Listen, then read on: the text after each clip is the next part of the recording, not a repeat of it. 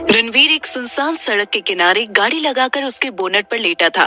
तभी एक गाड़ी आकर रुकी और उसमें से एक आदमी निकलकर गुस्से में रणवीर से बोला, रणवीर, क्यों बुलाया है तुमने मुझे? आदमी की बात सुनकर और उसके गुस्से से भरा चेहरा देखकर कार के बोनट पर लेटा हुआ रणवीर उठकर बैठ गया। उसका फेस अभी एकदम शांत था। रणवीर ने शांत नजरों से उस आदमी को घूरकर देखा तो उसके ऐसे घूरने से उस आदमी को और गुस्सा आने लगा। उसने एक बार फिर थोड़ा चिल्लाते हुए कहा, मैंने तुमसे कुछ पूछा है, उसका जवाब दो।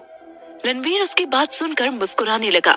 उसके होंठ भले ही स्माइल कर रहे थे, लेकिन उसकी आंखों में खतरनाक एक्सप्रेशंस थे। वो बोनट से नीचे उतरा और उस आदमी के चारों तरफ घूमते हुए बोला, गोयल, तुम्हें नहीं लगता कि तुम कुछ ज्यादा ही बोलने लगे हो? वैसे तुम्हारे जैसे लोगों की बोलती बंद करना मुझे अच्छे से आता है। यह आदमी था गोयल इंडस्ट्री का मालिक धनराज गोयल, जो रणवीर का बिजनेस राइवल भी था और हर वक्त उसके किसी न किसी काम में अपनी टांग अड़ाता रहता था। लेकिन रणवीर हर बार उसे वार्निंग देकर छोड़ देता था। इसकी वजह थी धनराज गोयल के पिताजी और रणवीर के दादा की दोस्ती। धनराज गोयल रणवीर के दादाजी के दोस्त का बेटा था और वो दोस्ती ऐसी वैसी दोस्ती नहीं थी। दोनों बचपन के गहरे दोस्त थे और ये दोस्ती बुढ़ापे तक कायम थी। कुछ साल पहले ही धनराज के पिताजी का निधन हो गया था, लेकिन धनराज को कहीं न कहीं कपूर्स की शोहरत से जलन होती थी और वो उन्हें नीचा दिखाने की पूरी कोशिश करता था। लेकिन कपूर्स उसे पुरानी दोस्ती की वजह से इग्नोर कर देते थे। इस बात का फायदा धनराज गोयल उठाता था, पर इस बार रणवीर ने उसकी लगाम कसने का पूरा बंदोबस्त कर रखा था। जैसे ही रणवीर ने बोलती बंद करने की बात कही, वैसे ही धनराज ने हड़बड़ाते हुए उससे पूछा, मतलब क्या है तुम्हारा? धनराज गोयल के सवाल पर रणवीर के फेस पर एक खतरनाक स्माइल आ गई। उसने अपने फोन की स्क्रीन धनराज गोयल के फेस के सामने की, जिसे देखकर धनराज गोयल के माथे पर घबराहट की वजह से पसीना आने लगा। उसने हकलाते हुए कहा, नहीं, ये झूठ है।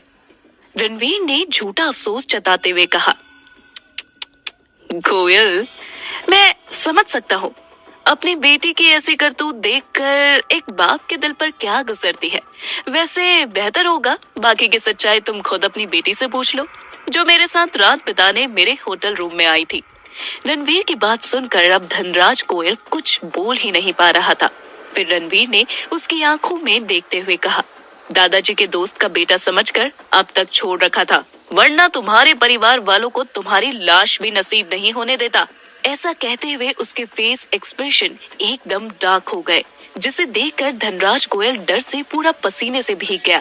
रणवीर ने उसे उसी हालत में छोड़ दिया और अपनी कार लेकर वहां से चला गया।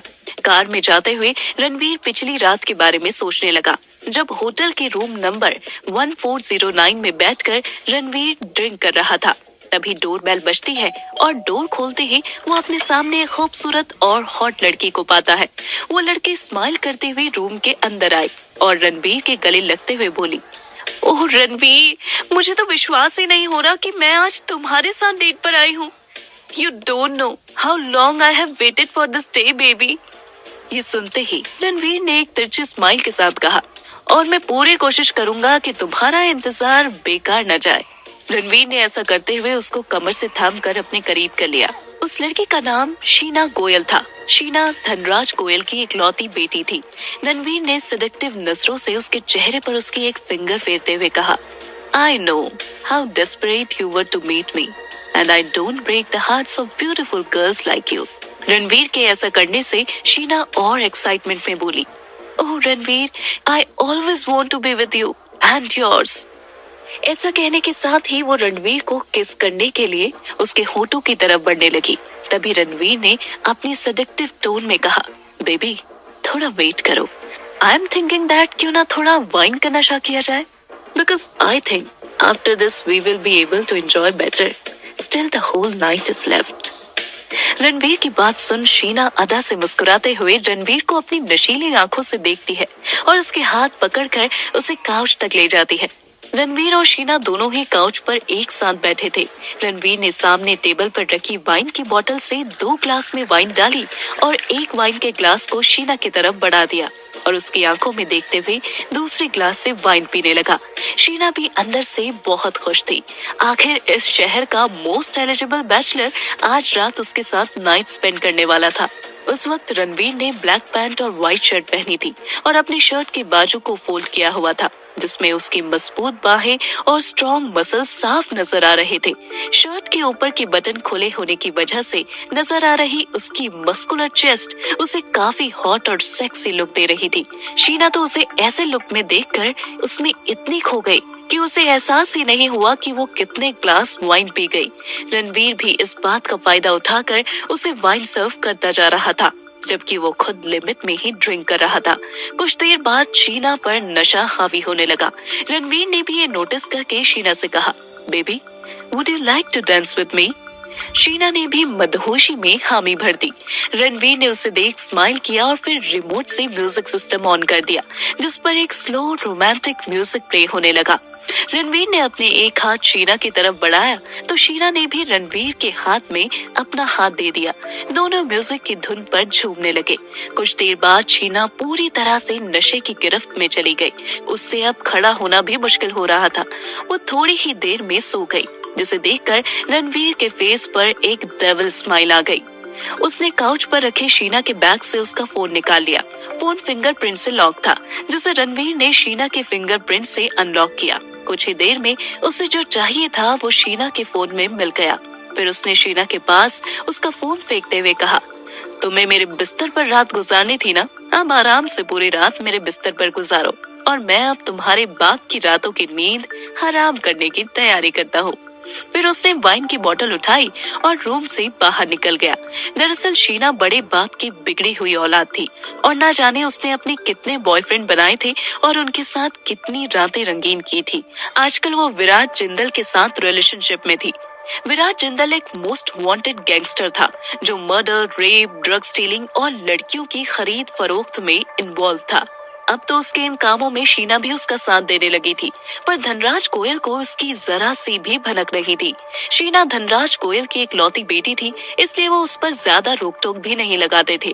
इसी वजह से वो काफी बिगड़ चुकी थी। लेकिन उनकी नजरों में ये सब तब आया जब रणवीर ने उसे अपने फोन में डॉक्यूमेंट दिखाए, जिससे ये साबित होता था कि शीना विराट जिंदल के हर इलीगल काम में इन्वॉल्व थी और उसके साथ रिलेशनशिप में भी थी। और अगर ये बात बाहर आई तो शीना की जिंदगी तो बर्बाद होगी ही, साथ में धनराज गोयल का बिजनेस भी शक के घेरे में आ जाएगा और पुलिस उनके पीछे हाथ धोकर पड़ जाएगी, सो अलग। अब धनराज समझ गए थे कि रणवीर से जितना बचकर रहा जाए उतना ही उनके लिए अच्छा होगा और रणवीर के पास ये सारे प्रूफ थे तो वो अब रणवीर से ज्यादा उलझ भी नहीं सकता था। बीती रात की ये बात सोचकर और उसके जरिए धनराज गोयल को शौक देकर रणवीर बहुत खुश था। उसके चेहरे पर एक डेविल स्माइल थी। वहीं अगले दिन माही और सारिका दोनों रूम में पार्टी के लिए तैयार हो रही थी।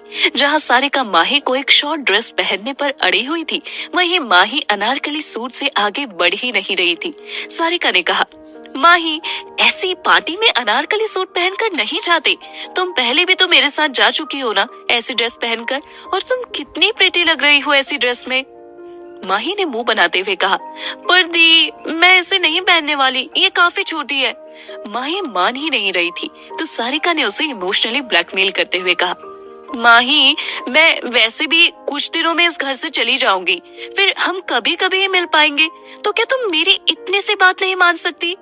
माही ने जब सारिका की बात सुनी तो वो सैड हो गई और सारिका के गले लगकर बोली, दी आप मुझसे मिलने आओगे ना?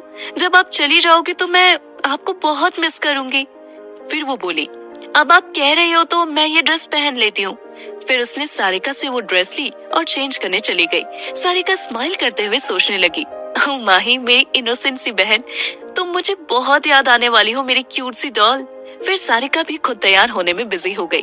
उसने रेड कलर का लॉन्ग गाउन पहना हुआ था और अपने बालों का मेसी बन बनाया हुआ था, जिसकी एक दो लट उसकी फेस की खूबसूरती को और बढ़ा रही थी। उसका सलीके से किया हुआ मेकअप उसे काफी स्टनिंग लुक दे रहा था। कुछ देर में माही भी अपनी ड्रेस चेंज कर आ गई। उसने एक लाइट येलो कलर की फ्रिल वाली फ्रॉक पहनी थी जो उसकी थाई तक ही आ रही थी। इस ड्रेस में माही एक क्यूट बच्ची लग रही थी। ड्रेस का येलो कलर उसके गोरे रंग पर और खिल रहा था। उसने अपने सिल्की लंबे बाल खुले ही छोड़ रखे थे और सारिका ने उसका बिल्कुल लाइट मेकअप किया था। माही की स्किन इतनी ग्लोइंग थी कि उसे किसी मेकअप की जरूरत ही नहीं पड़ती थी। उसके चेहरे की मासूमियत हर किसी का ध्यान अपनी तरफ खींच लेती थी। तभी सारिका का फोन रिंग होने लगा, जिस पर हनी नाम फ्लैश हो रहा था। माही ने देखा तो सोचने लगी, ये हनी क्या डी का दोस्त है? डी से पूछती हूँ।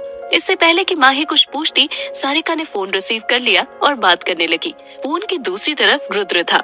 उसने सारिका से पूछा, बेबी क्या तुम रेडी हो?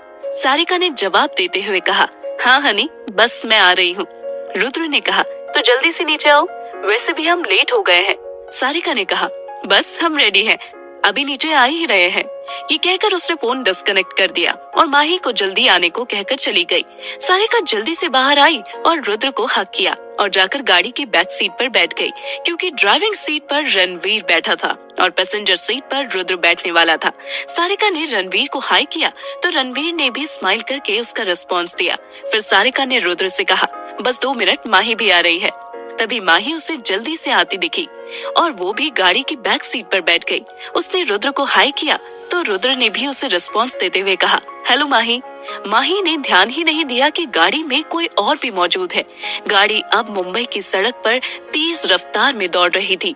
तभी माही को याद आया कि उसे सारिका से कुछ पूछना है। उसने सारिका से पूछा, दी ये हनी कौन है? क्या आपका कोई नया दोस्त है? ये सुनकर सबका ध्यान माही पर चला गया और सारिका को हंसी आ गई। वहीं रुद्र के फेस पर स्माइल आ गई। एक छोटी सी स्माइल रणवीर के फेस पर भी आई, जिसे कोई नोटिस नहीं कर सकता था। क्या करेगी माही जब उसे पता चलेगा कि रणवीर भी उनके साथ पार्टी में जा रहा है? क्या होगा आज की इस पार्टी में? क्या रणवीर फिर से करेगा माही को परेशान? जानने के लिए सुनते रहिए टॉक्सिक लव।